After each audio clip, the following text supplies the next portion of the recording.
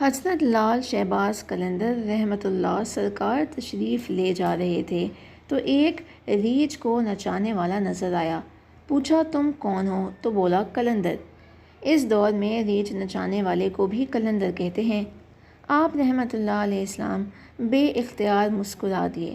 یہ بات اس ریچھ والے کو پسند نہیں آئی۔ کہنے لگا آپ کون ہیں؟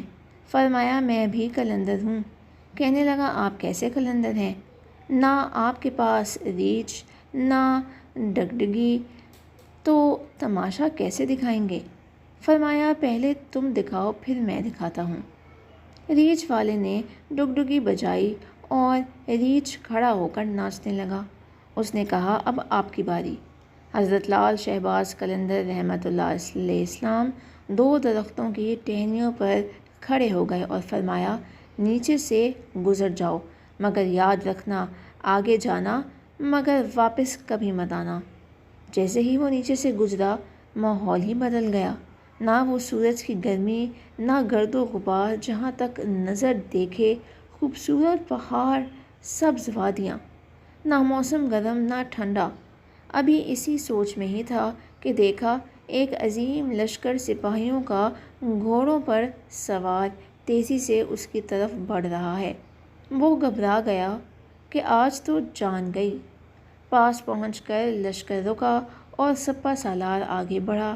اس سے پہلے وہ کچھ کہتا، سپہ سالار بولا بادشاہ سلامت، آپ کہاں غائب ہو گئے تھے؟ آپ کی سلطنت آپ کا انتظار کر رہی ہے اور ملکہ عالیہ کارو رو کے برا حال ہے۔ اب وہ حیران و پریشان شاہی گھوڑے پر سوار ہو کر ساتھ چل دیا۔ جب محل پہنچا تو عظیم الشان عمارت دیکھ کر حیران ہو گیا۔ اندر داخل ہوا تو خوبصورت ملکہ گلہ شکوہ کرتی لپٹ گئی۔ کہاں رہ گئے تھے آپ؟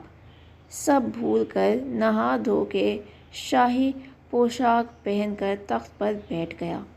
سالوں گزر گئے، بچے ہوئے، پھر شہزادے بڑے ہو گئے، بڑھاپا آ گیا، جسم سے جان، منہ سے ذائقہ چلا گیا۔ ایک دن اپنی سلطنت میں دریا کے کنارے بیٹھے خیال آیا کہ آخر ہوا کیا تھا۔ اسی جستجو میں وہیں پہنچا جہاں پر لشکر تھا تو دیکھا وہ درخت ابھی بھی موجود ہے۔ سوچا چلو دیکھتا ہوں میں کہ کیا، اور درخت کے بیچ سے گزرا۔ ماحول بدل گیا۔ وہی وقت، وہی مقام، سامنے اس کا ریچھ اور ڈگڈگی پڑی ہے، وہی گرمی، وہی گرد و غبار۔ پیچھے دیکھا تو حضرت لال شہباز قلندر رحمۃ اللہ سرکار کھڑے تھے۔ اس کی حالت غیر ہو گئی۔ بولا جناب میری سلطنت، میری ملکہ، میرے شہزادے؟ تو آپ نے فرمایا سب تماشا تھا۔